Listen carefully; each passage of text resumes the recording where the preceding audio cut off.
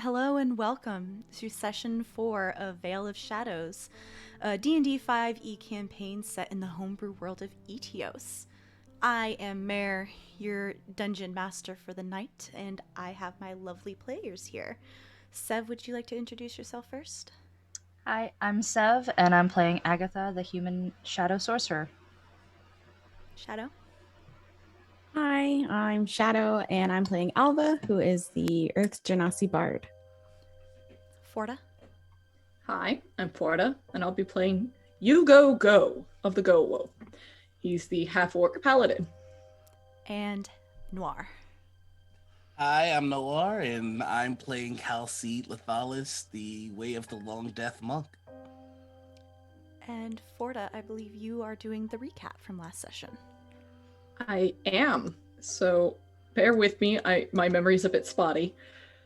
I think we started off last session going into the fort that we found. They weren't hostile, because we weren't hostile, probably. We talked to the Burgermeister, and let's see. They gave us very interesting information, such as they used to be from a material plane, and have since become something other from their time in the Shadowfell. They knew that our friends went towards the mountains. They were fine when they left that town, and so we followed after them. Let's see, what else did we find? We had some conversations. We met Halcyed's mentor in a very spectacular fashion. We got to see Hal slightly rattled, I think. And there was some dreams from Agatha that were distressing. And then we observed from afar the Night Walker, I think it was called. And it's big. It's big. Hugo managed not to notice it until everyone else pointed it out. But thankfully, it did not see us either. And I think where we left off, we had finished addressing that, and we're just about to our destination. Thank you.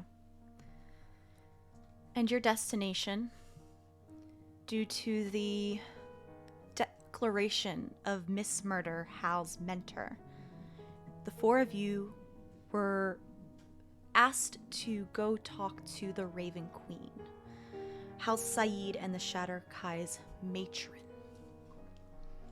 You find yourself standing on a tall cliff in front of a large castle with towering spires, a black upon black against the night sky that does not hold moon nor stars. And sorrow presses upon you, and the apathy of the Shadowfell is much stronger here. The double doors are closed, and many, many ravens adorn the buttresses and the walls and the air.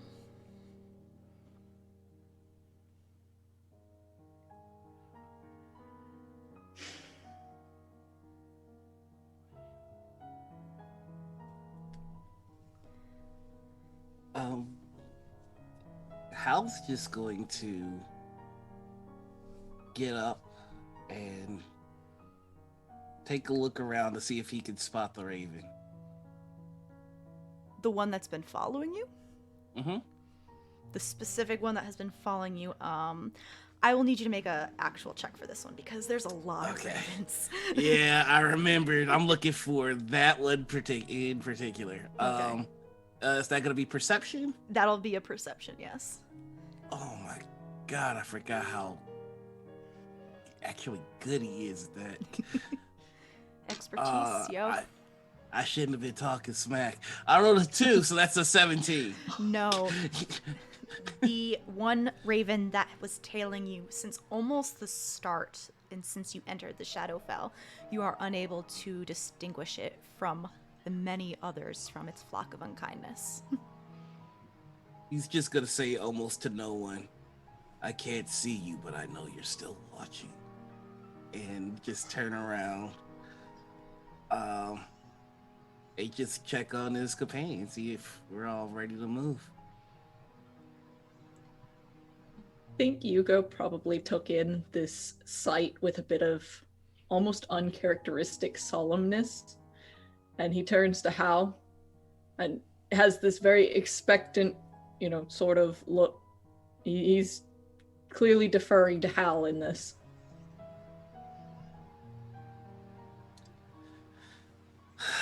You can see for the first time there is a slight uncertainty that even with the mask on you can see in the eyes. And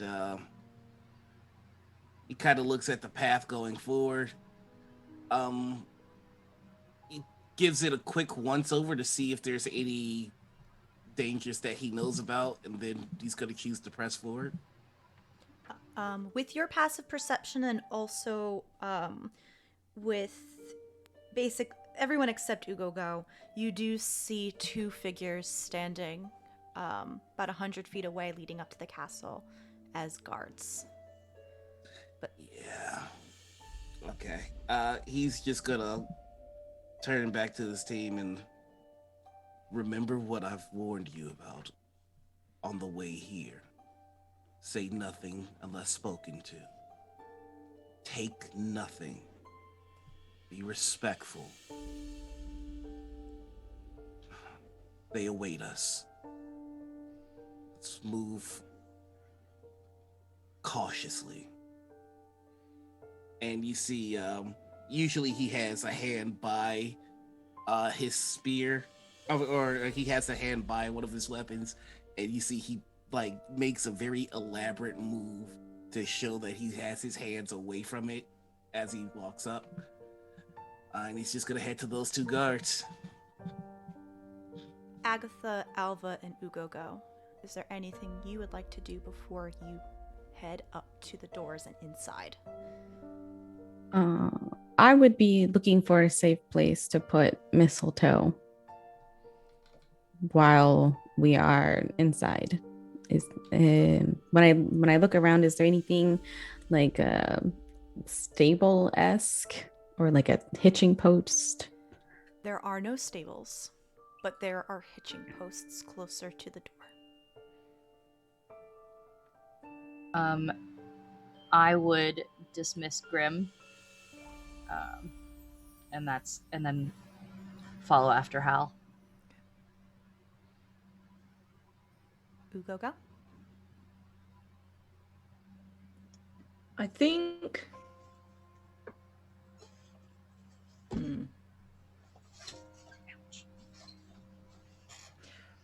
I think he does two things. And the first, he takes a deep breath and he uses his divine sense.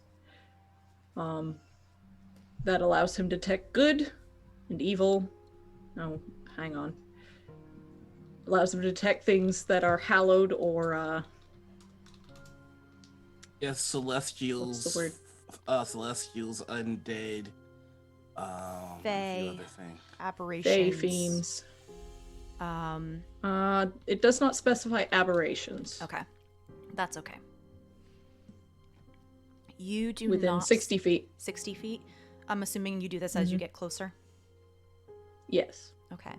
You do not sense celestials, fiends, or undead within your range. However, it's not exact, and you've probably sensed hallowed ground before. It's not exact, but this is the next closest thing. Okay. All right. And beyond that,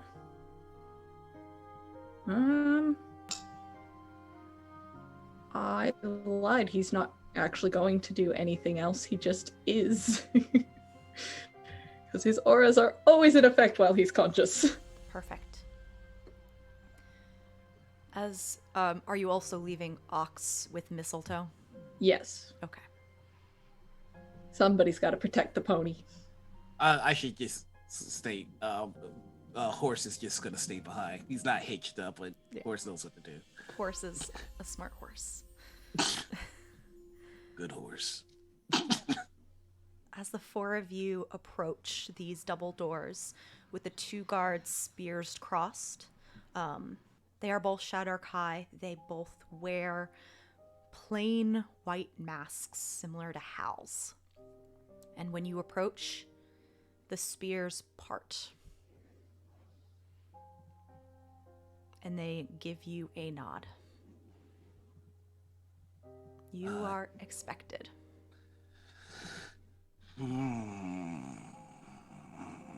Hal returns the nod and continues walking. We will follow your lead, Hal. I will do what I can to lead us to safety. Very well, carry on. And he just is kind of losing his cool. As you enter, you do not see an entryway or fancy stairs or anything that might normally be present in a castle of this size and magnitude. Instead, all you see around you are columns raising up into a ceiling which you cannot see, and silvery blue-gray fog swirls around all of these columns.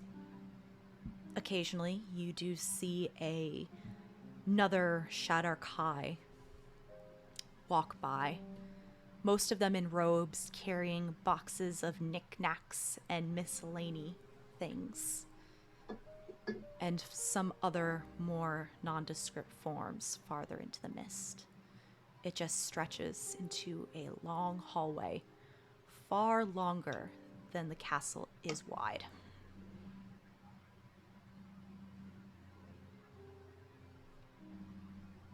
Does there seem to be an obvious direction for us to head? Would it be that hallway? There are two rows of columns, and then which is a pathway, and then more columns going out on the left and right. Okay. Yeah, we're gonna follow the pathway, and I'm starting to learn that Hal is one of those people that does talking when they're completely nervous. So he is going to explain. These ones bring trinkets and items of importance to our matron. One hand collects items that she desires, while the other hand, the one that I was raised in, collects blood. Just keeps walking. As Hal begins to talk, the fog grows thicker and his voice fades. As the four of you enter into different areas and scenes. Halcyed. Oh no. You enter almost very quickly from the Shadowfell to the hot desert sands of the material plane. There is a half-elf of Eladrin descent next to you. A little armed, though he does not seem as well versed as you are. Would you like to describe Odd for me and what the two of you are doing? Odd is actually Vim. My apologies. No, you're good. You're good. And if this is the time that I'm thinking of, Odd and him are in a very tiny prison cell, with Hal kind of just being the guard and making sure that Odd doesn't do anything. So he's just like, just don't talk, don't do anything. My eyes are on you. Clarify. Are they in a prison cell, or are you both in a prison cell? So I'm in the cell making sure this one doesn't leave, because the cell is actually just a rickety shack that the Shadar Kai set up. They are nervous. Mm-hmm. Taking your word for it. Though they do seem jumpy. and they want to act.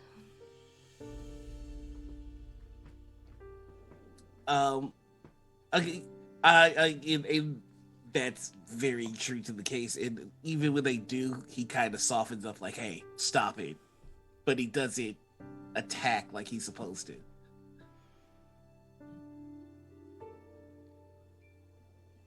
Okay. And what happens in this memory? In this memory, it's when Odd kind of realizes that she has a leeway with him and takes advantage and tries to escape, and it kind of becomes more of a game than like an actual prisoner guard kind of thing. And he's like, "Stop it! I mean it. Next time I'll kill you. And I mean it." it is a back and forth continuously.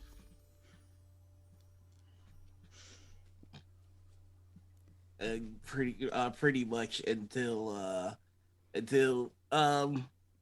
wow, this is very early in this in the career.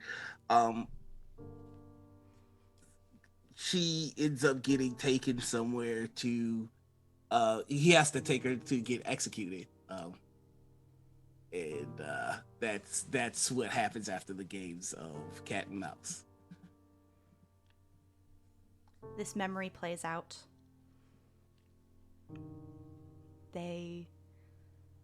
And soon, eventually, the times with Odd fade once again into this silvery gray mist. Can you make me a wisdom saving throw? Yes, I can. He rolled a 19 and he gets plus 10, so I think he would whisper, "You can't have that one."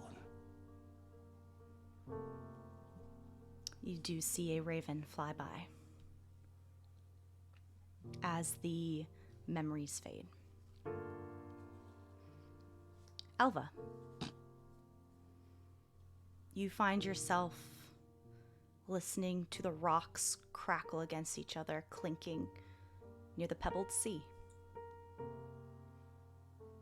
There is a slight wind, but it is mostly just the sound of grinding rocks. There are tears going down your face, and a dirty, old, bloody cloth in your hands.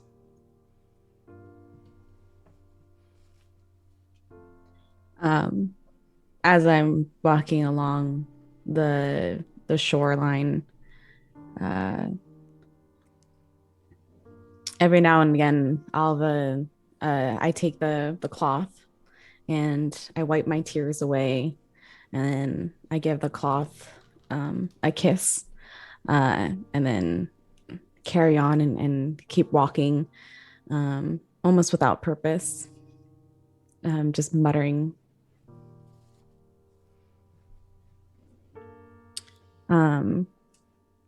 At one point, I get to a jetty with the pebbles crashing over it, and I walk along this jetty, the wind getting stronger and stronger, and I'm just yelling into the breeze some nonsensical sounds, some little things here and there. The name of Everett, I cry out a few times. Go ahead. I get to the edge of the jetty and standing right there, but right before I step off into this endless sea of pebbles, and I just stand there crying and holding out this cloth in my hand, just complete utter feelings of despair and hopelessness and that feeling of just utter failure. Out of the corner of your eye, you do see a flying figure of a black bird, not native to this plane. And just out of the corner of your eye, you see a bright doorway of light.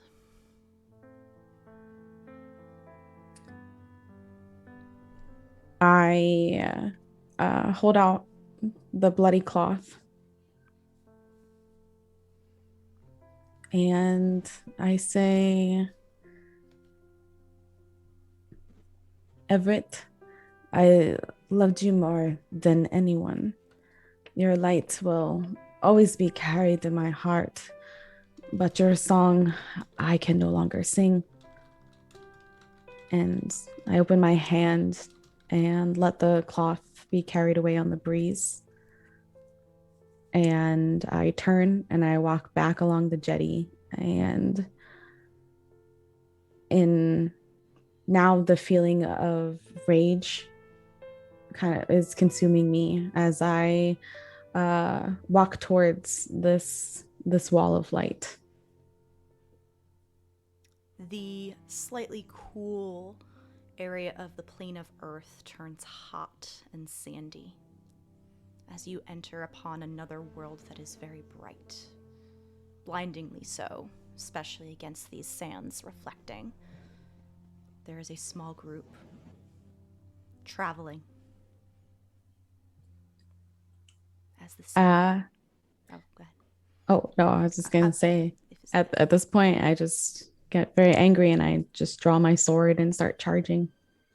Easily parried by a tall figure with dark skin. Kind of just staring at you defiantly. Almost nonsensical, just screaming right into her face as I collapse on the ground.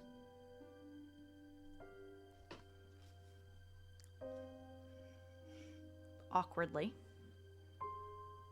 she puts her sword down and pulls you into embrace as the memory fades. Can you make me a wisdom saving throw?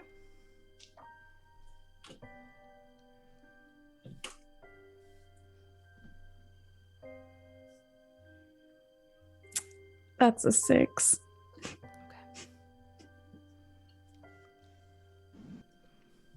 Agatha, you walk into a familiar room where you see a little Agatha sitting on some cushions with a crystal ball in her lap with a familiar guardian figure guiding her through a scrying spell. But what you see, regardless of what you saw in this original memory in the scrying spell, the ball shows something different. And that's what your eyes are drawn to as a very familiar scene plays out of your aunt yelling at Priscilla Mindstorm as she pushes you towards the woman who raised you. There are no sounds in the crystal ball, but you remember the words she said, calling you cursed, your fault. And the scene fades again to even worse memory. It's kind of like you are both inside your very young self, but also watching from third person as you hear 2 thuds hit the floor. What is happening, little Agatha?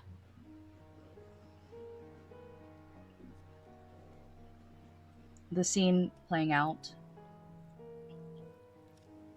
that I'm watching in the crystal ball is the night my parents died. I remember a large creature and their screams to run, and me running to hide in a room and hearing this thing I didn't know what it was because I was so young coming towards me before darkness. Anything larger to a child always seems larger than life. Agatha, what languages do you speak right now? After your many years of learning? Abyssal, Common, Elvish, and Halfling. As you hear these footsteps coming towards your hiding place, you do see a little bit of light coming in from just this crack in the door. And you find yourself faced with a creature you have never seen before. Long, long claws. And it is backlit, so you can't get a good look at it. But it has a very long beak and a hunched back. As its finger touches your forehead. And it whispers in Elvish, "This will do nicely." And you feel something worm its way into you, taking a nice settle within your body and soul.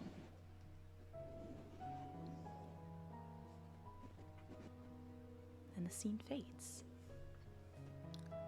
Will you roll me a wisdom saving throw, please?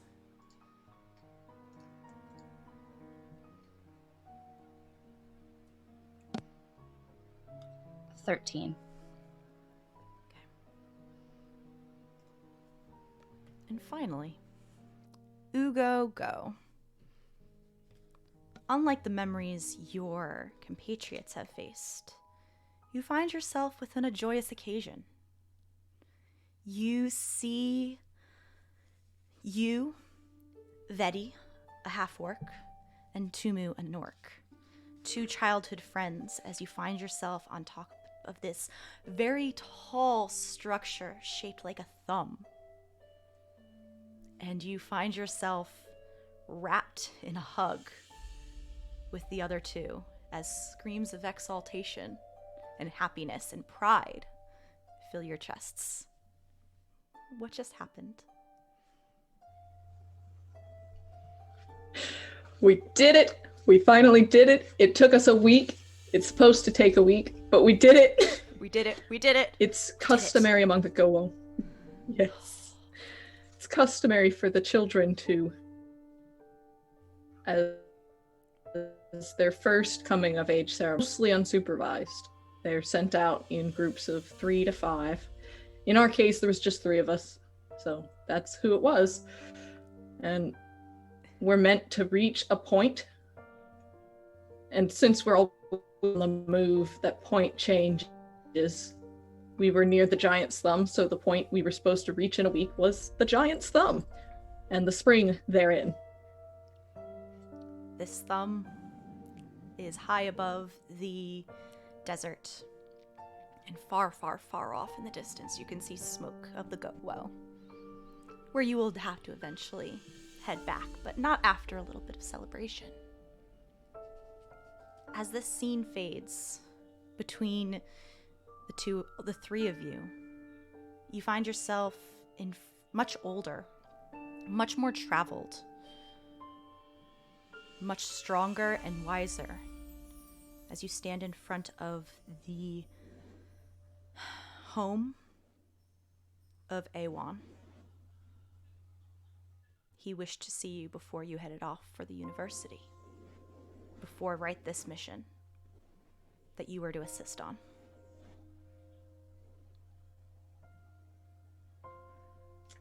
And in this instance, Ugo is visibly nervous. I can't think of a better way to put it than kind of prancing in place. The way he steps from foot to foot, backwards, forwards, to the side. just seems a little apprehensive about going in. But eventually he raises his voice and says, "Wise and honored elder, you asked for me?" It's a long pause before you finally hear the words. Enter.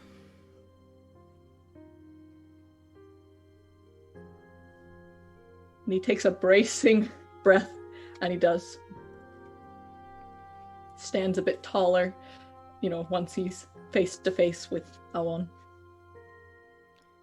Awan is a half-elf with dark olive skin and small, tiny tusks, showing that he has had orcish heritage.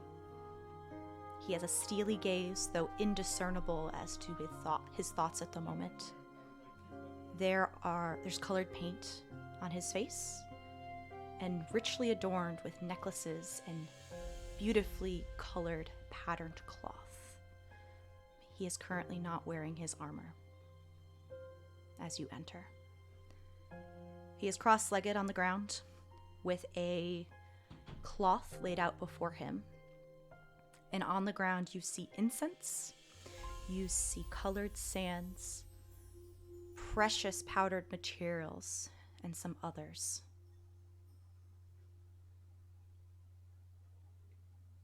And he just looks up at you.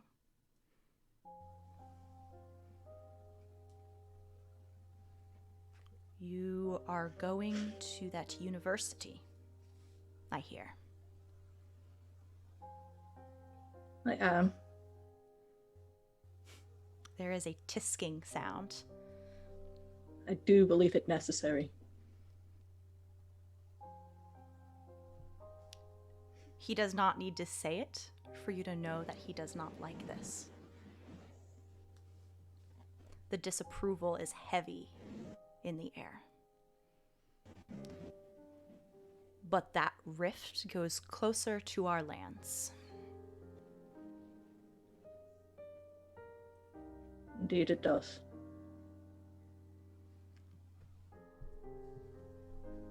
I am assuming you are going in.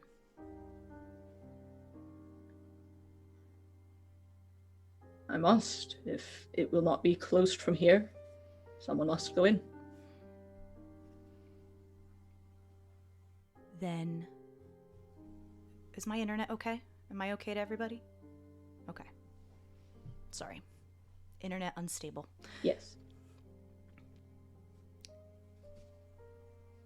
In that case, for the sake of the Go and the other clans, you will take these.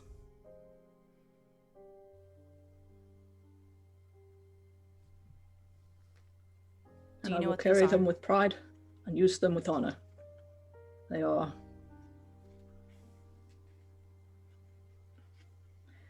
for the rights to banish the rift. That is correct. When you go in, I expect it to close, and I do not tolerate failure.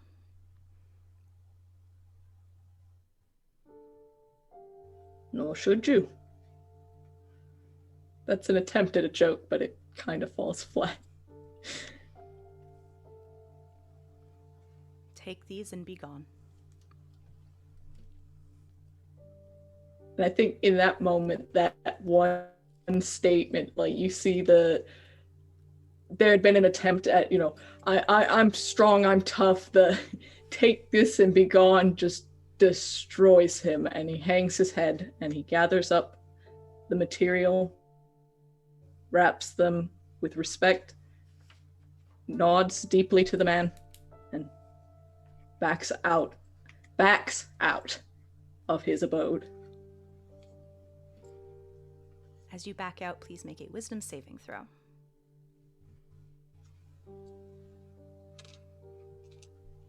Almost grabbed the wrong dice there.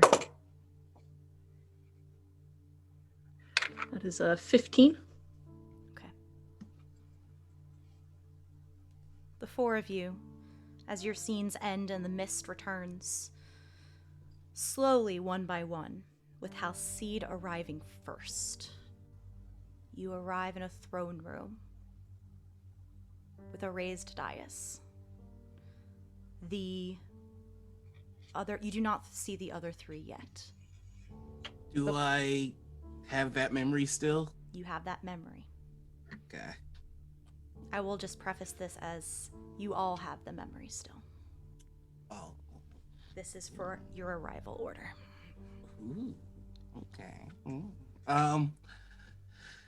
Then I'm gonna guess that I see somebody on that raised dais, don't I? Yes. Upon this raised dais, on a throne of onyx, you see a familiar figure. You see a short woman in black clothes and a veil upon her head covering her hair. She is very petite, as her feet do not even touch the ground as she sits upon this throne. A skull of a raven placed on her head and covering her face, while a crown of bones and feathers floats above her head. There is a scepter laid across her knees, and while you're not close enough to see her eyes, you know they are steely gray, staring down at you. Instant kneel. Agatha and Ugo Go. You find yourselves walking into the scene of Halcyed kneeling on the ground before this entity. And Down. and Alva, you almost walk into Agatha and Ugo Go as they seem to appear out of nowhere. Tears still wet upon your cheeks.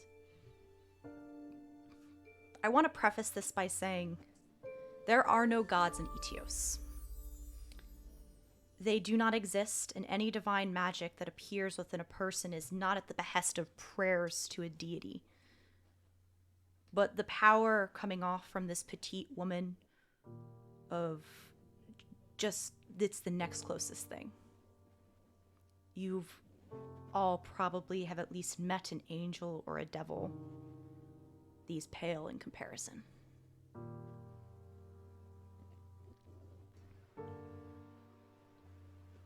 As Agatha notices Hal is kneeling, she will also kneel. And Ugo will take a moment to help steady Alva a little bit. And I don't think she needs the help, but will assist in helping her to kneel, I guess, if that's what she desires.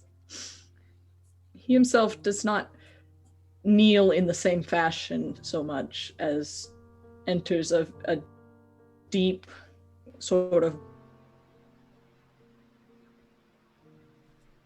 bow, if that makes sense.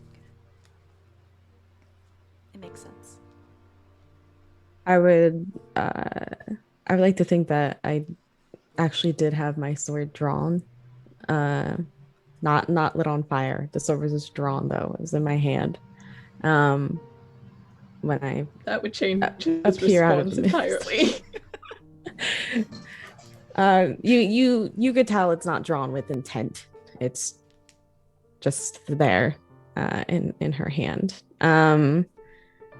But essentially I would just be doing like a controlled fall with Hugo's help to the ground, just on all fours, essentially. As this happens, there is no movement, nor surprise or change of expression, as she just waits.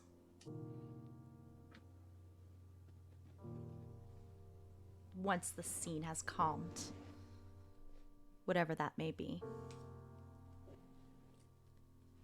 a voice that seems to echo around the chamber, but also be right next to you all at once. You may stand and approach.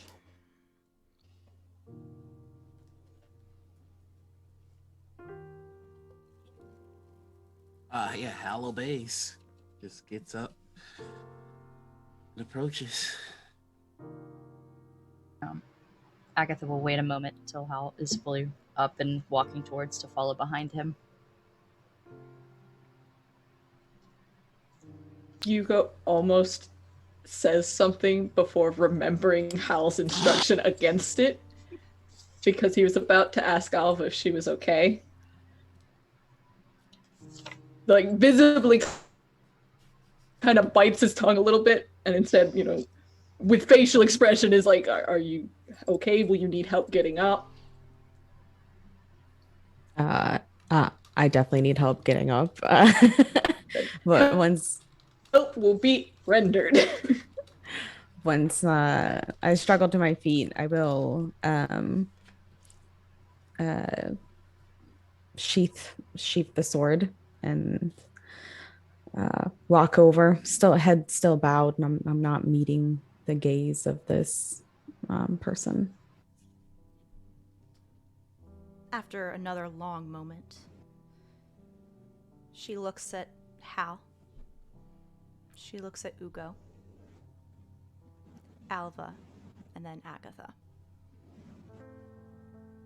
You may speak freely in my presence, for you are called here with purpose, and you must have questions. Thank you. Halcyed, welcome Yes. There is reaction to that. Yeah, he just nods like twice, and it is. I am glad to see it. How best might this one serve? I believe the four of you are here with intent. Yes. We are attempting to recover lost adventures and to find the cause of rifts opening up in the material plane leading here. Rifts that are expanding my domain.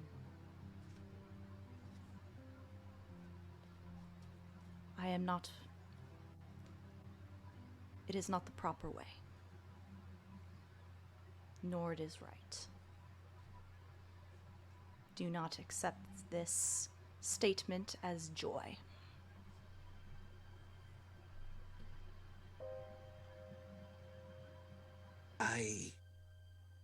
This one will do whatever the matron finds needs to be done. If you want the rifts closed, this one will close them. If you would like them open, then this one will see to it that they remain open. I do not want them open, for they are being torn asunder for nefarious purposes. Agatha Hastings, Alva of the Plane of Earth, and Ugo Go of the Go Wo. I believe you are here to also assist in this. Yes, I mean to seal this plane from our own. Yes, my lady. As for adventurers, 2 came by not too long ago. Only one of them left. Fate of the other? What was that, Forta? the fate of the other? Almost a very lazy wave of her hand, motioning to her left, your right. Some of the mists part, and you see a average height human with a fair complexion and light hair, a staff in one hand, a look of pride on his face as he seems to talk to nothing. Alva, you would recognize this as Liam. He could not resist his hubris. Unfortunate.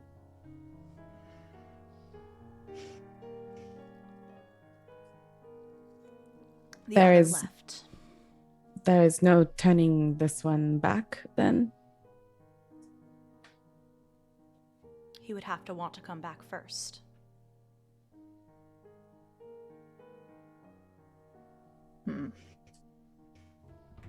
Troubling. His pride is immense.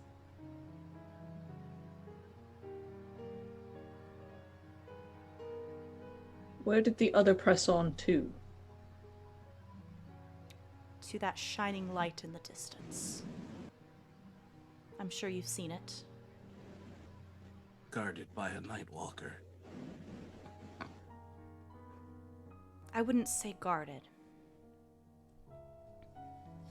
Their paths just converge. Anything that tries to control a night walker is arrogant, foolhardy, or both. But Just gives Ugo a sideways glance like... Ugo's completely oblivious to it because he's like, I don't want to control it. I just want to fight it. oh jeez. She pressed on to that. Are you familiar with something called the Shining Citadel? If anyone wants to roll a religion, arcana, or history check, you may. I'm gonna re-roll that. That's gonna be a nat 20, 25. For what? Which one? Religion. Okay. 21. Had to show out for the Raven Queen. Look at these numbers. For history. History? Okay. I got a 19 for Arcana. Okay. Did you roll, Alva?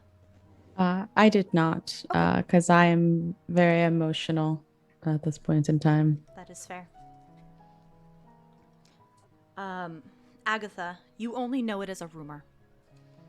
A supposed area, a focal point in the Shadowfell that probably does not exist.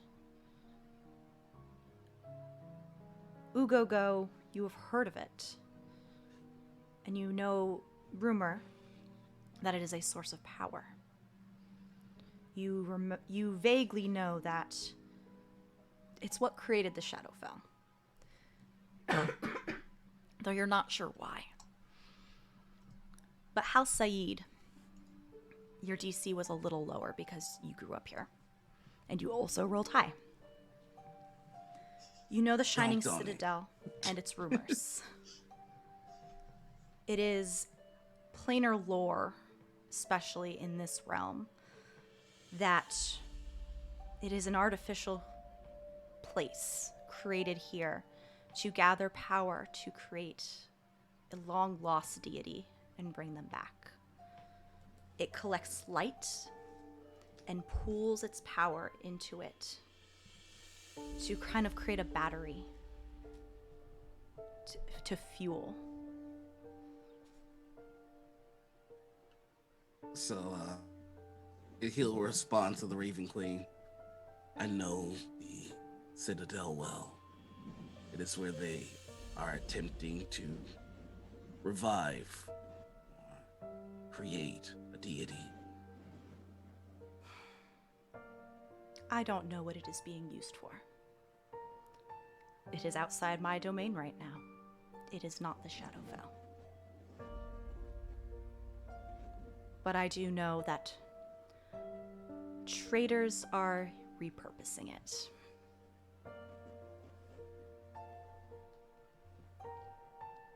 Traders that you know well, Halcyed. Both from your sect and a history long ago.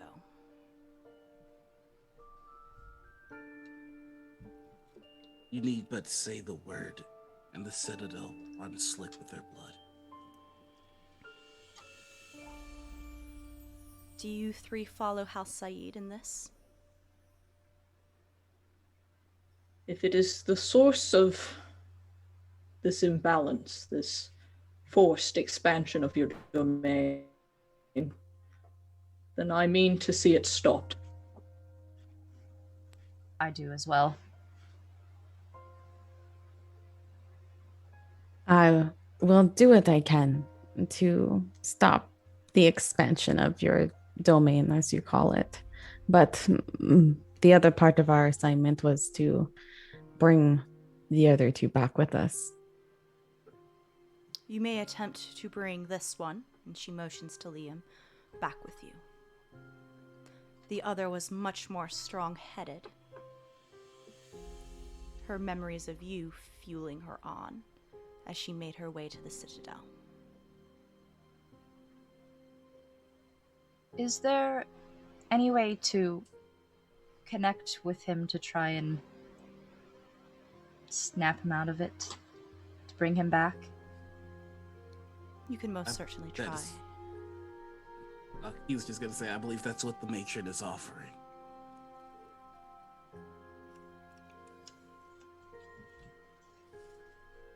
And we will try, and I'm assuming try and snap Liam out of it after break. Because we hit the halfway point. Ooh. So everybody please stretch, take a break, get some water, pet your pets, and we will be right back in like 5 to 10 minutes. Bye!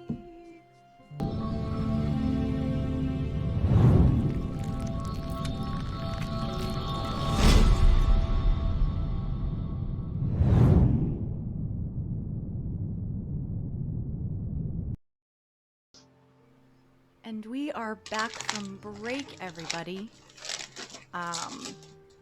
Where there was some general talk of maybe some knocking some sense into Liam, the divination wizard that went out with the first crew that was lost when they were split up. However, before you do anything of the sort, the Raven Queen does look down upon you again. These traitors. I know only what I know because we were able to capture one. There are what I can only assume to be safe houses on the way to the Citadel, where there are more enacting this plan of absorbing the light from the material plane.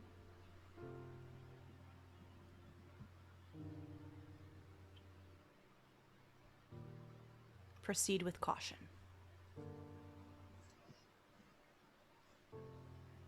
We will. We will see it done thoroughly. Their tongues were tight, but I do believe that Nagpas are involved. If anyone wants to roll to see what those are. What are Nagpas? Straight out asking. I'm here for it. I'm here for it. That works. Nagpas are a cursed creature. Cursed long, long ago. They desire knowledge and power But due to their curse, they can only acquire knowledge from ruined civilizations and areas. They cannot go into your libraries. Mm. They are not welcome within my domain.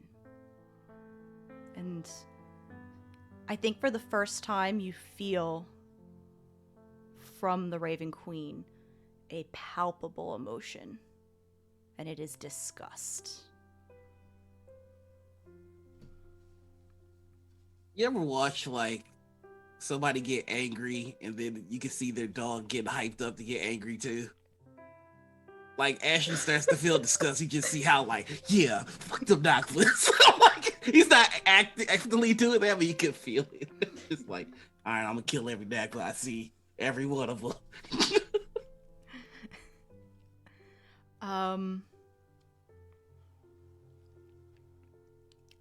Agatha, can you roll me a retroactive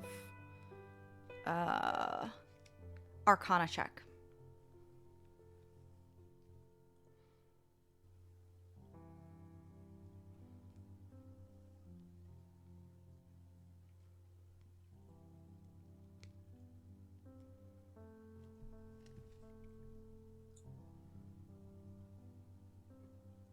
Sev, I think you were muted. Oh, were you muted? 23, sorry. Okay, it's okay. Back in your memory, when you were hiding in the closet, little Agatha, with very little knowledge of the outside world and the creatures and the planes, did not know. But adult Agatha, with all the knowledge and years of study, recognized a Nagpa when she saw one encroaching upon her hiding space after the death of her parents. Nagpas are humanoid-ish creatures that look very vulture-ish, with long beaks and hunched backs, claws, and a hunger for knowledge and power. They are essentially immortal, at least if they aren't killed. But they tend to... what's the word I'm looking for? They save their own butts first and have plans enacting for years and years to further their own goals.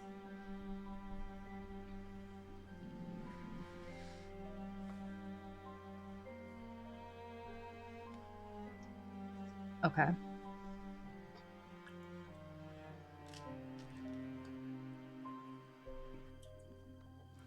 Is there anything else that I can do for you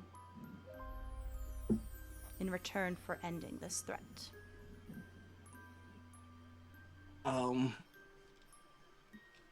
Hal is going to very quietly think. I mean, the others will hear it, but he is there's a lot of shame in this. He just says to the Raven Queen, I simply seek your forgiveness for aiding those who work against your aims. I did not know.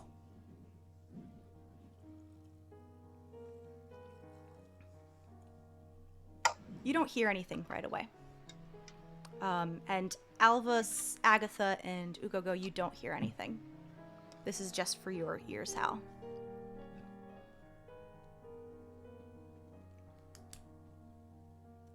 I am not going to forgive you twice. It has already been done. Thank you, Matron.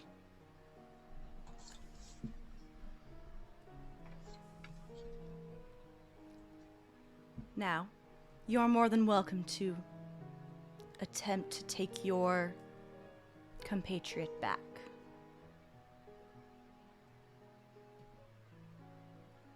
I will not stop you if that is something you desire. but I do not promise he will leave this place whole with its thrall.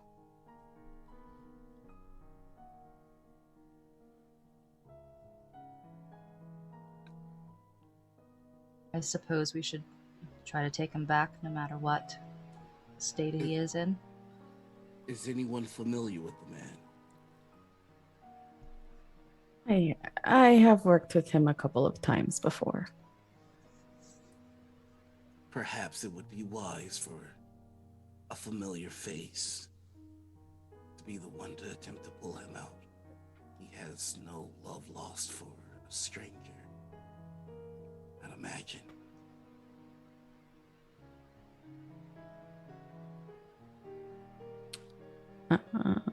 I look at What Hal was Liam and like? Liam likes knowledge and power.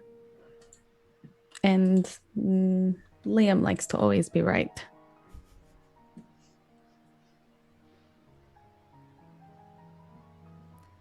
You said something. He sounds Ugo? tiresome. Oh, yep. Should we each take a try?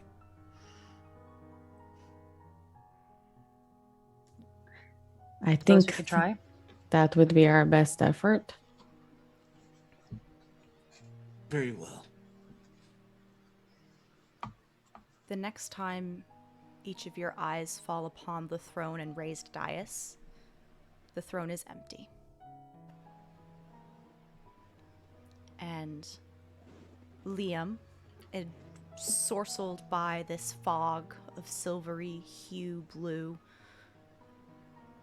is talking, giving a lecture about the finer intricacies of magic,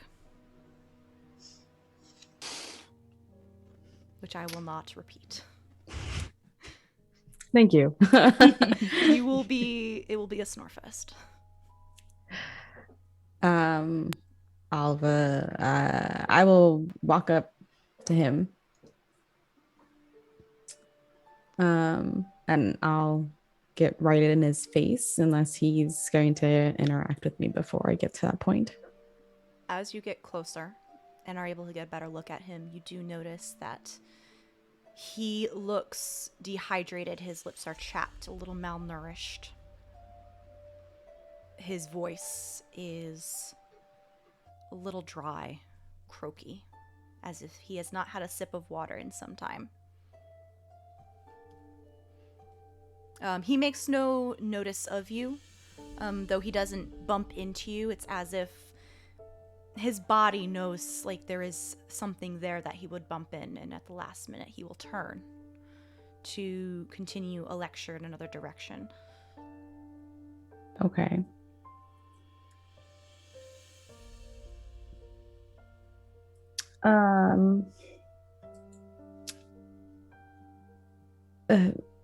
Liam, I'm gonna grab his arm to stop him from like walking too far away from me. Mhm.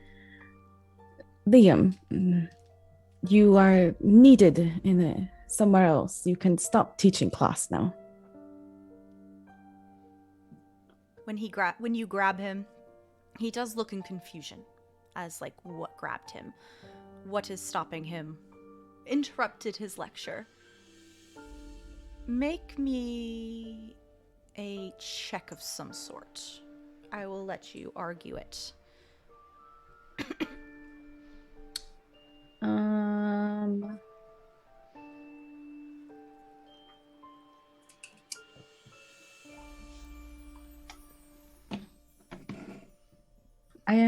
I think it would be trying to be persuasive.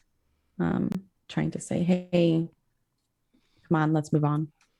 Okay, That type of thing. roll it.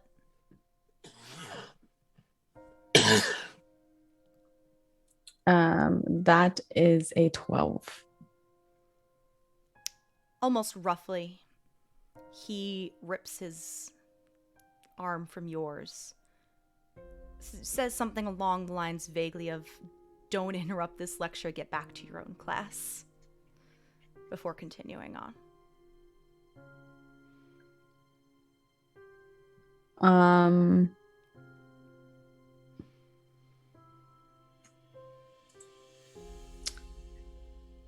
I think definitely Agatha would hear this as Alva starts to mutter the incantation or whatever the verbal component for banishment is. And then she stops herself, takes a deep breath, walks back to the group. Well, that is my initial first shot. Anybody else want to give it a try? I will go. And Hal's going to walk up to the professor, put a hand on his shoulder. It is time for you to leave. And are you doing anything or just saying it's time to GTFO? He's starting with that. That's the opener. There is a full course meal that awaits this gentleman. Should that not be enough? There is a similar response of what Alva got. You should not interrupt class if you're not part of the class or answering questions along those lines. You are here because you want us to know so much. You think that you are so clever when you are the most foolish man that I've ever met. You will stand here for all of eternity because you are too stupid to know that it is time for you to leave. That kind of sounded like a threat. Do you want to roll an intimidation or? Yes, we you know that's actually him being nice. Oh gosh. Okay. The meanness comes after this, but I will roll. If you want to roll persuasion, you can too. Yeah, it does. They're both -1s, so that's gonna be 11. Yeah. Yeah, I take it this guy doesn't take too well to that. Oh no.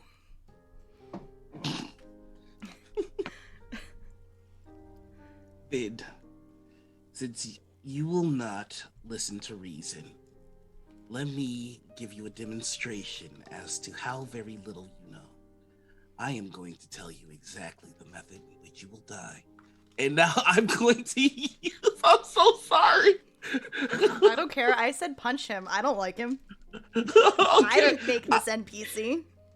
I am going to use the ability, oh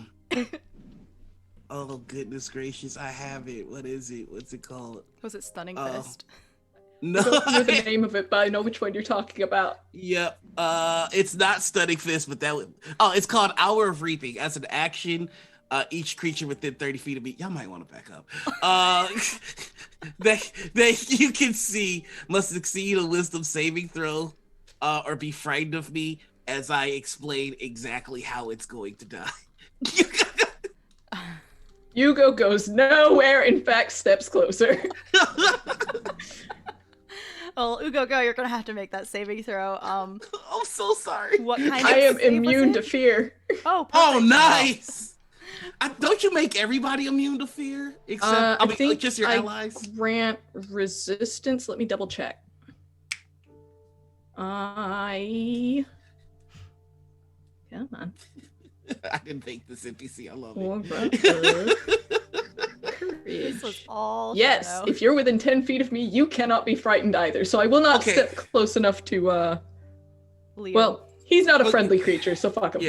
Yeah, fuck him. So I'm just explaining. The method in which you die is that you stand here for all eternity, slowly degrading as each system in your body fails. And when you are a crumbling heap on the ground, you will give a lecture to no one with your last breath. It will be wasted, ignored, and then you will be forgotten for all time. Or you can leave. Roll. You're not wrong. You are definitely not wrong. What's the save? He has to make a wisdom 18 to say. And he's definitely I'm giving him disadvantage because of he's kind of Well, one, that's a very good way to die.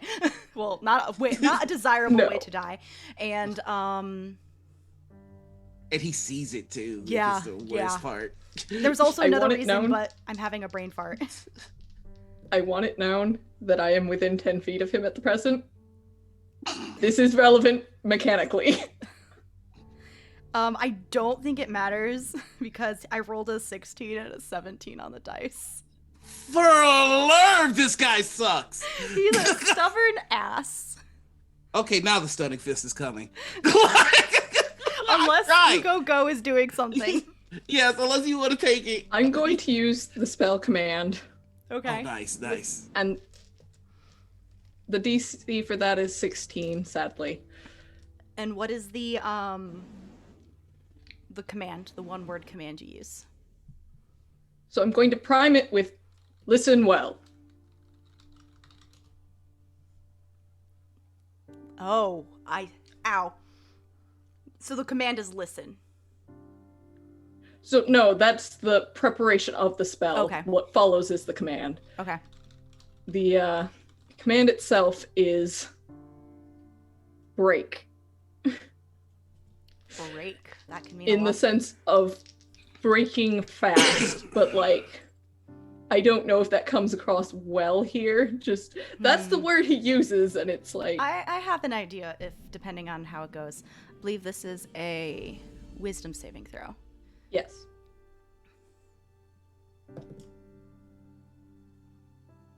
And I don't think wizards have proficiency in wisdom saving throws, do they? I think it's intelligence and something else. And I think it's int, and I want to say Nope, wisdom. okay. But I don't think it passes, so. The word break.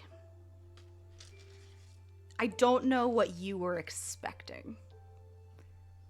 But Liam crumbles to the ground. Eyes are still a little clouded, but he begins to sob. But he is no longer lecturing.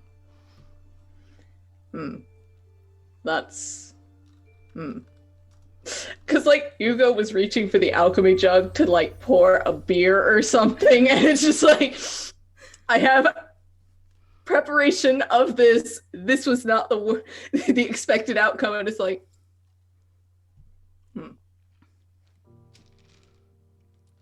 Command is Ugo, tricky. Can Yep. you carry him away? I can. I think first he's gonna kind of gently kind of whack to the man's like face, like hey. And I guess then he has him over his shoulder. There is no resistance. It seems like he has been standing without nourishment for a couple days, at least. And he's just limp, quietly sobbing. As you heft him. And as you look around, the dais and throne is gone. And you see more columns, figures moving throughout the mists, and the front door. At the very least, this command won't last entirely long. Hopefully. Hal is already getting a ration out of his bag, and he's just got it in hand for when this guy comes to. As we make our way towards the exit, I will start quietly, not lowly, quietly, singing a song that Liam would be familiar with, in hopes that it helps to bring him back in some sense. There is a... Command does not last long, but it seems like whatever caused him to finally break is not just a spell. He is tired. He is exhausted. A couple levels of exhaustion mechanically. Oof. and he is quiet. The apathy and sorrow of the Shadowfell present.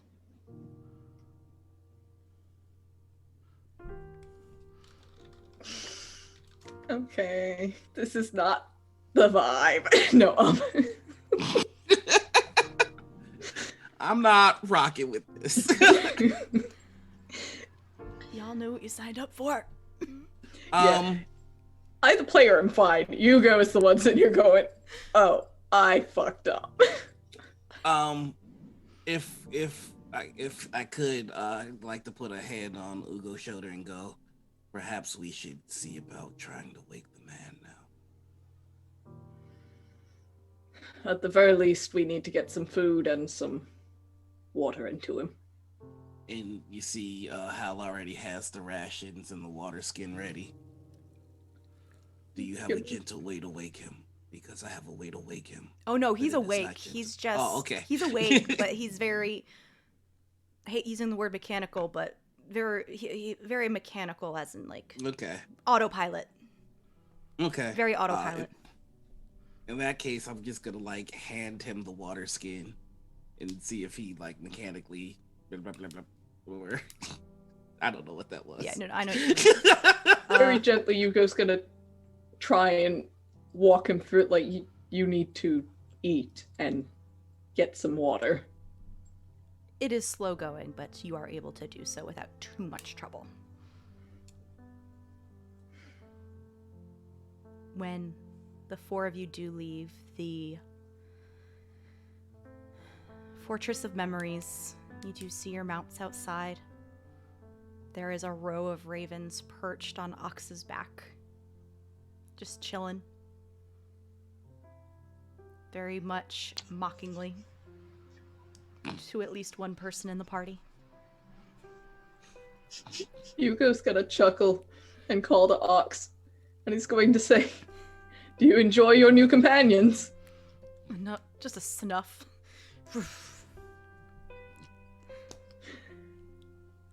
Once Liam seems done with eating and drinking, Agatha is going to walk over to him and attempt to give him a hug if he'll let her, because he seems like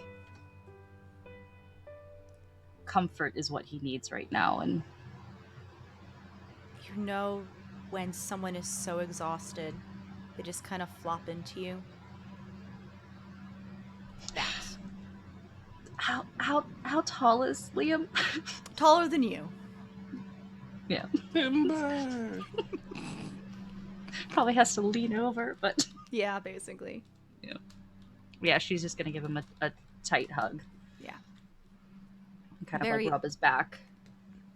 Very weak response, but it is not pushed away.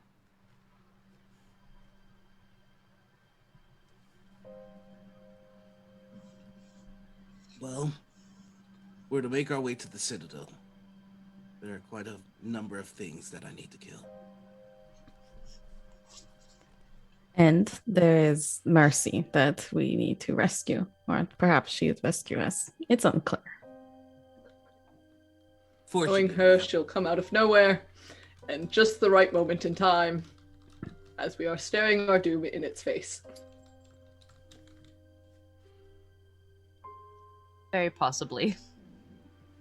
She is very capable. I cannot die until I've murdered everything that the Bear King once did.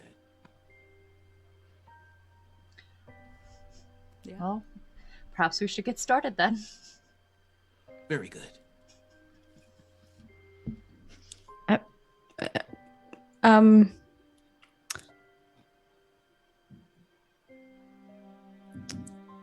For Liam, how Liam should travel. Do you think we should just tie him to the donkey? I mean, the miniature pony. I'm sorry, Mistletoe, I just called you a donkey. You are so much better than Oh. Are we certain that your pony, and I do mean this with, what is the word that I was told to use? Tact. That your small horse can carry 2 riders. Oh, no, not at all. I was just going to attach Liam and then ride ox or go on foot. He can ride with me. On your broom. Yes. Do we still need You're the rope? certain you can keep him there. I again, with all due respect, I don't know that he could survive a fall from your broom. I can travel low to the ground. Oh, in which case, fine. I think while this is being like pushed around in who's gonna carry the man on the pony, or if they're not pony, or the broom, I think Yuko just kind of this very puzzled expression picks him up and just kind of lays him like a sack of potatoes among the other sacks and baskets on Ox's back. Yeah. I suppose that works. Gonna lash him in there with his the special rope. Just make sure he doesn't I think as you do try to like throw him like a sack of grain onto him. Oh no, it's not thrown, it's just like this. I imagine he's limp enough where it's just like He does try to right himself, so he is mounted like one leg on each side, but you might have to actually tie him so he does not fall off. But Right. there is protesting of, I don't want to be a sack of grain on a on a rhinoceros. I had to Mind think. that pride, it got you in trouble already. Lots of grumbling. Can you rest seated? I did not think you were that hardy. Just, I'm not gonna be laying across a damn rhinoceros. There's nowhere else to lay. I will sit. Man, do you have your spell components? Will you be capable in combat? I think after some rest, I might be. I have Good. all my gear.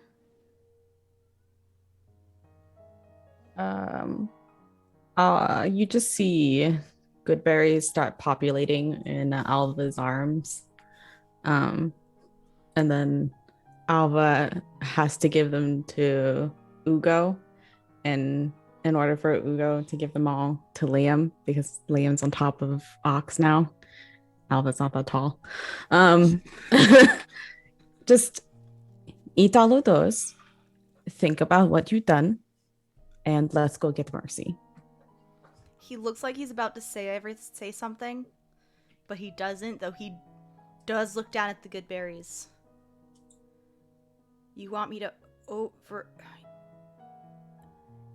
eat 10 days worth of nutrition in one go. It's slowly. We have arrived.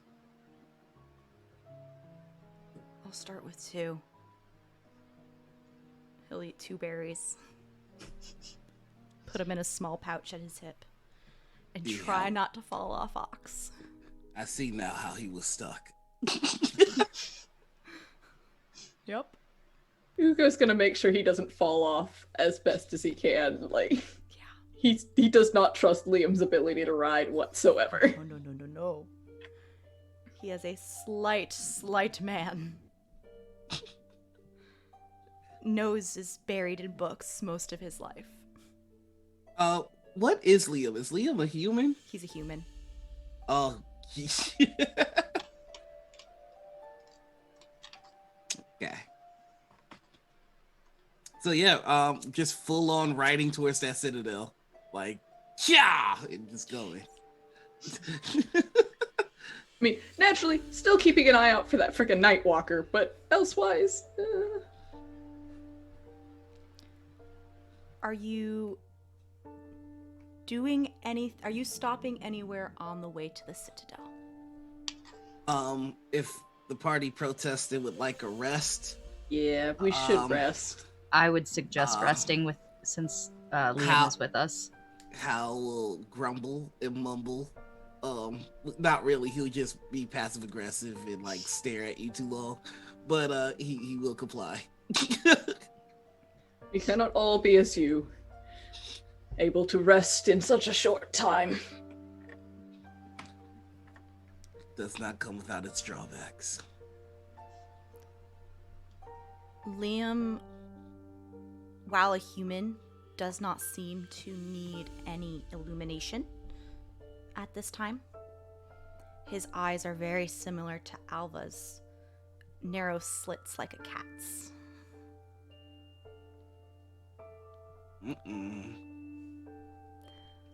I don't know how clear I was back at the fortress, but the Raven Queen did allude to hideouts of the traders on the way to the Citadel, and I did not know if you wanted to look for those. Oh yes, I'm definitely looking for those. Okay. Ugo at least would very much like to find some of these and totally raid the shit out of them. I've been forgiven and I got the kill order. It's time. Get down, Mr. President. Get down, Mr. President. Yeah, I don't know if that was clear enough from my perspective to you, but that was, I wanted something to check in as well. Okay, no, you made it much clearer. And Okay. yeah, that's he'd be heading towards the Citadel, but looking out for the camps. Or signs of the camps, rather. Rest comes and goes, except for sorrowful memories in the form of dreams. Anyone who would like to, as you move across the Shadowfell, the area turning from rocky mountains to plains, as you continue heading toward this light, you may roll survival checks or perception checks. Oh, perception. Definitely. 35 on perception. I got a nat 20. For like I what? perceive that I am a made-up character in the TTRPG game. With like, what's that, like a 35 or something like that for you? Yeah, that is a 35. Mother. Let's see, that's a 12 for survival. Kind of upsetting. He's actually decently good at that. I was gonna say, isn't he trained? Yeah. I know the Raven Queen's middle name and it's Jonas. It's weird. I perceive all. I rolled a survival check and got a 28. Oh. Very nice. Nice. I did survival for 16. Alva and Ugo Go. You do not see or find any tracks. For one, it is dark. Two, you have Liam to take care of. And let's be real, that's probably the real reason why you didn't notice, as he is getting some energy back after resting. He's a little grumpy.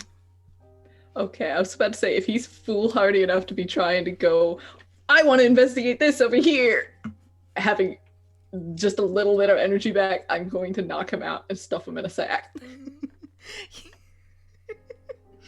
I don't want to see that. It's not disruptive, but it is annoying.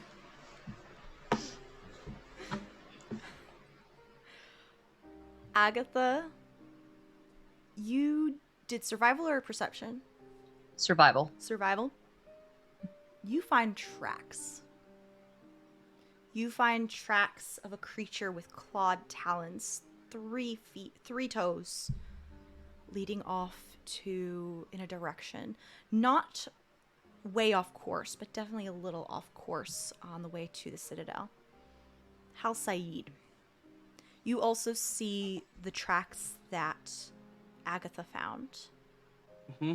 But you also see the remains of a spell being cast, though magic is not your forte. It's not so much the spell you're seeing, it's the effects a direction that you would normally want to go is telling you not to go that way, and it is subtly pushing you in another direction.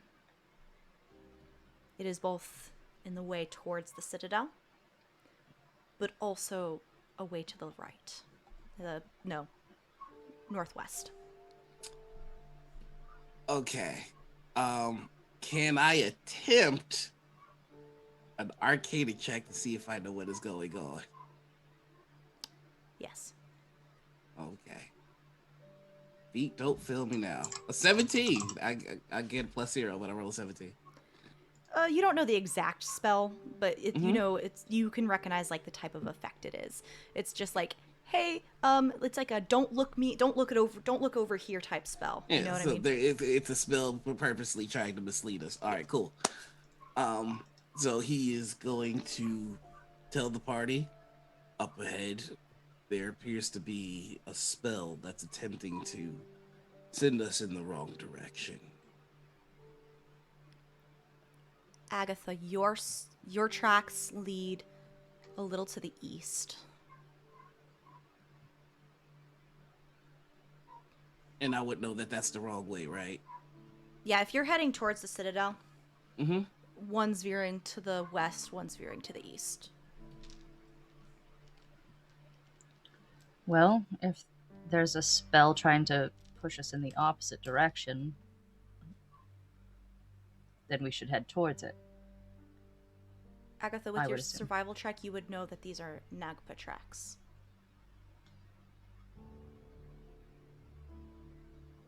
It seems that creature that she spoke of, that these are her tracks for them. I'm, like, kind of asking Hal as like a The Nagba. yes. Immediate spear out. And should we scout ahead? I know that you and I are both able to cover much ground very quickly. Seems like a reasonable plan.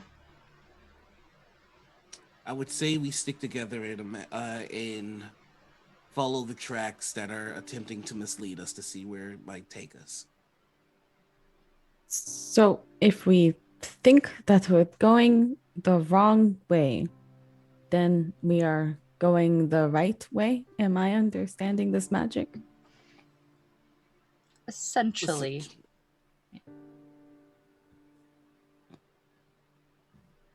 So, if we are to follow the false tracks, most likely they'll lead us to a trap. I would very much like to scout that trap ahead of time and see who waits for us on the other end. Chances are they may be one of my former compatriots, in which case I will be able to fulfill my duty to the Raven Queen.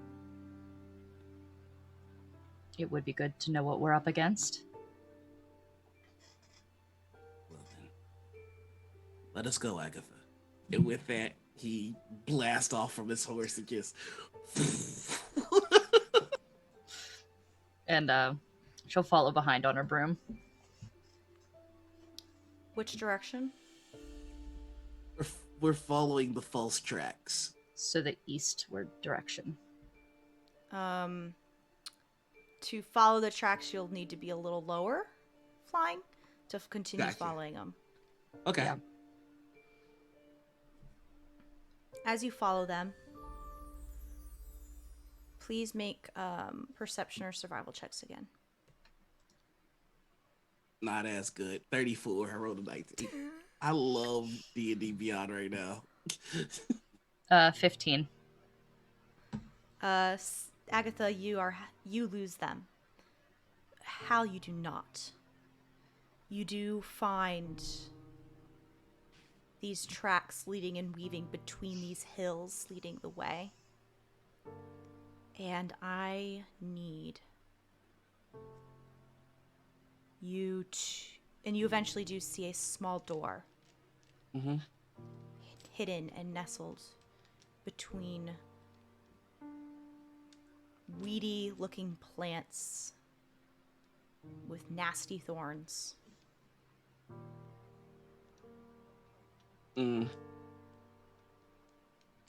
Okay, so now that I know that that's where this goes, I'd like to double back and report what I scouted. Alva, while Agatha and Hal are away, can you make me a perception tap? Well, Ugo Go and Alva can both make perception tasks.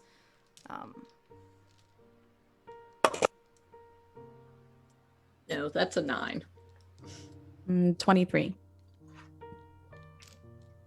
Ugo Go, maybe you're just having to deal with. I like to think I'm just arguing with Liam to some degree. Yep. Because Hugo wanted to use Dispel Magic on this falsifying trail, but like, Liam's I imagine the professor's going, no, that just won't do. It will not work. It's not a strong enough spell, blah, blah, blah. But Alva, nestled between these hills that are just rising and falling, you hear the sound of yelling and combat. Okay. A familiar yelling in the distance. And can I tell what direction it's out or no? Straight north. Straight north. Okay. I'm gonna turn around. I'm gonna snap at Hugo and Liam. Stop your arguing. Straight ahead, there is combat, and I think we might be familiar with one of the parties. So we need to start moving swiftly. And then I will attempt to cast message to Hal and Agatha if they're still within range. I don't think they're within range. I think that's 120 feet. Mm-hmm. They're further than that? They're not within range.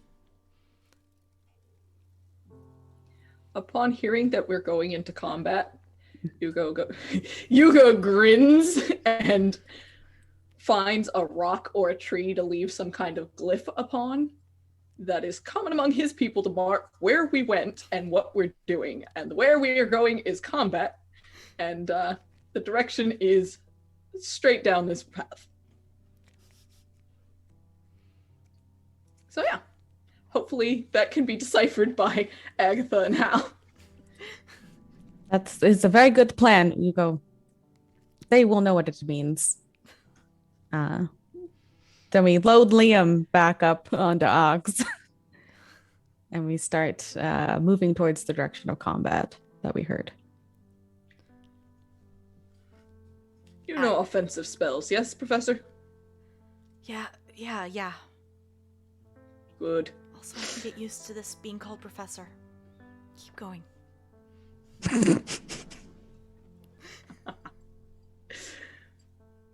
Agatha and Hal. This just got spicy. I ship it. Yes. Agatha and Hal. You arrive back to where you left Alva and Ugo Go. Camp empty. Tracks leading off in a gallop towards the north. Are you kidding me? Why would they leave? There had to have been a good reason, but we should follow behind them quickly. Yes.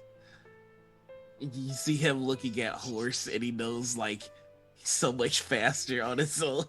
Oh, poor Horse. Poor Horse. He gets on Horse anyway, and he goes, sorry, let's go. I forgot that Horse wouldn't follow us. Horse can't follow us. Horse would do what he's told, and he would have waited. Horse. Looking at all of us like we're clowns. Yeah, if you told Horse to wait, Horse is still there.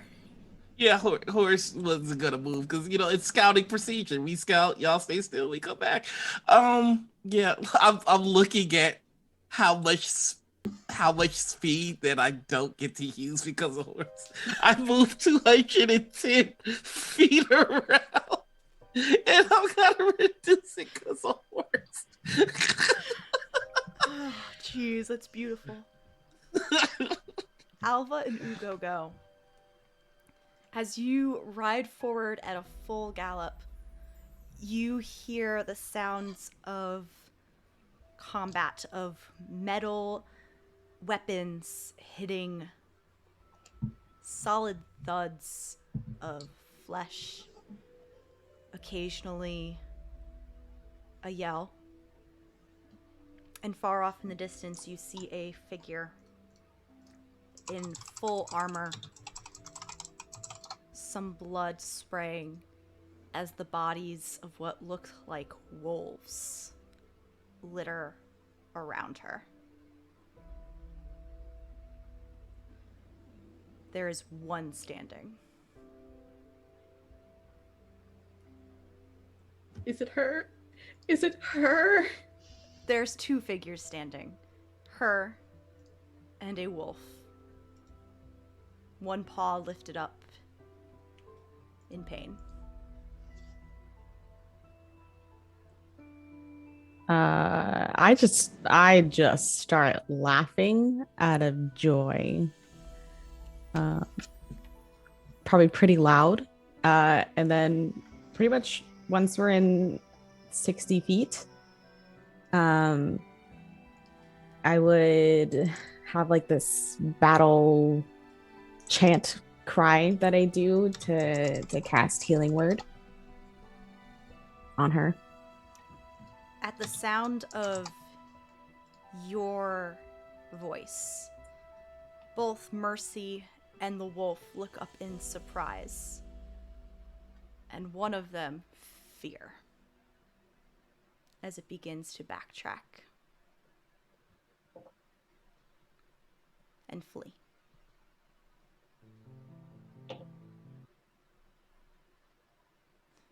Mercy puts down her weapon and waits for your approach. Her breath and chest is heaving with exertion. Her horse, nowhere to be seen. I just do like I don't wait for Mistletoe to stop. I kind of do like a leap off of Mistletoe, and just go running towards her, and I kind of like jump hug. So it may be a tackle to the ground depending on level of exhaustions, but that's what happens. Ugo Go, in poor warrior fashion, Mercy does drop her weapon as she catches Alva. And It's in poor warrior fashion, but it is an acceptable breach of conduct. And you feel strong, warm arms wrap around you. And that's where we'll end the session today.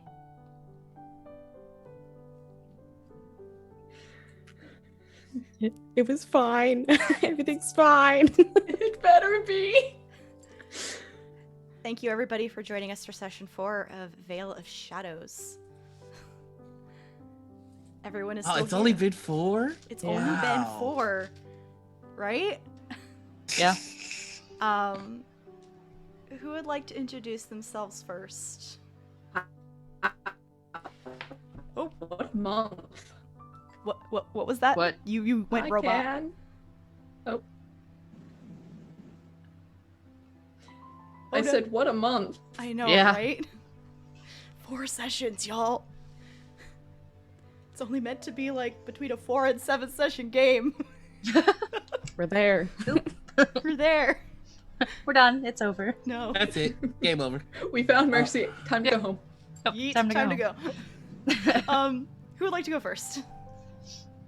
I'll go. Hey everybody, what's up? It's me, your boy, Noir. You can find me on Twitter, Twitch, YouTube, Instagram, and TikTok as the Noir Enigma because I remember my password to everything. You can find my full schedule over on my pinned tweet. But for a quick rundown, tomorrow you can find me over on Critical Misses, where I am GMing a 5th edition campaign called Kingsguard that takes place in the setting of Gloria, which is a homebrew setting that I've been running for the past 20 years. On Tuesday, you can find me over on Bards and Barbarians, where we're playing Outbreak, Dread Rising. The zombie apocalypse has started at a comic book convention, but don't worry, Carrie Yules is fine. And then on Wednesdays, you can find me on Chromatic Chimera with their flagship show, Woven Realm, which uses the 13th Age system. That's me in a nutshell. Oh, last thing, sorry. I am a stretch goal for the Necrobiotic Kickstarter, which is going on right now. So if you like cyberpunk, altered carbon, or any kind of such thing, please back us. I'm writing a module that's heavily inspired by Crank and Crank 2 and the TV show Happy, without all the problematic stuff that's in those movies. So yeah, give it a look. I just put it in chat, y'all. Go back Necrobiotic. It's a really cool looking system. It's going to be so much fun. It uses cards and everything. It's great. That's cool. Favorite part? Oh, yes, favorite part. Jeez. There were a lot. I'm going to be selfish with this one though, and the Raven Queen forgiving Hal is big for him.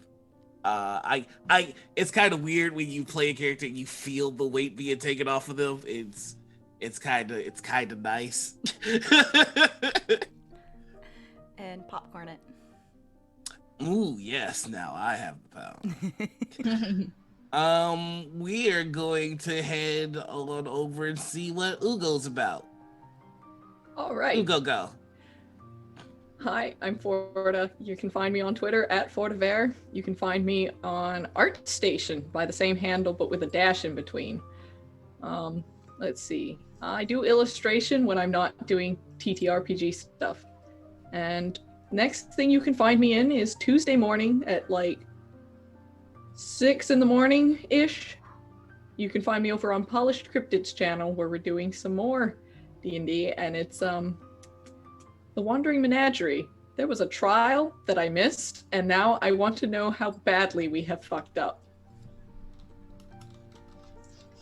Favorite part of today's episode? Can I just say the whole episode? Sure. Is that allowed? Sure.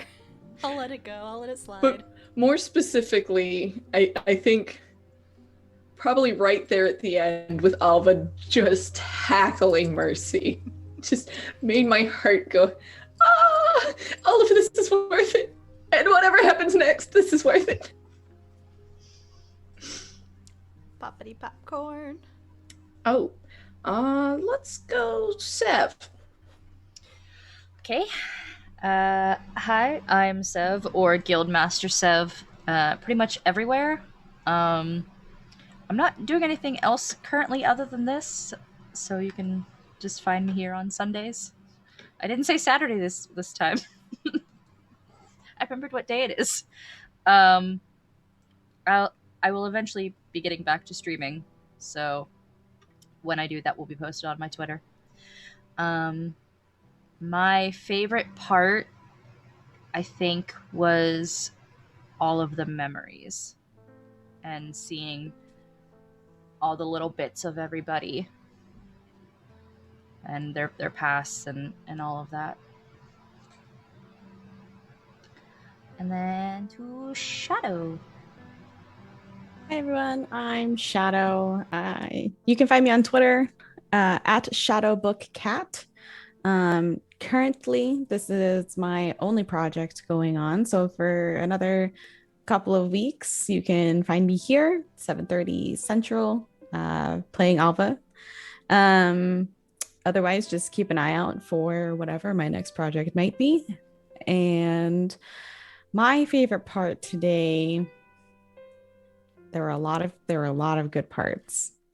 I think it was trying to get Liam back, especially because no one particularly likes Liam. but we're still committing to bringing everyone back. And that leaves us with Mare. Hi, I'm Mare. You can find me on Twitter at Archmage of Dice. I'm gonna start with the big thing. I just opened up player and contributor recruitment for a charity stream I am running at the end of June for Pride. It will be supporting GLISTEN, which works to create safe and inclusive school systems for LGBTQ youth. I'll put the form in chat, but we're looking for players and anyone who wants to help support. Hint, the person who wrote Necrobiotic, Mitchell Wallace, is going to be running one of the games that day, so totally can check it out, along with a bunch of other game masters who are so graciously lending some time for this event. And I also stream. I do this every Sunday for a couple more weeks at 8:30 p.m. Eastern Time. On Saturdays on my channel, I run a game of Invisible Sun at 1 p.m. Eastern.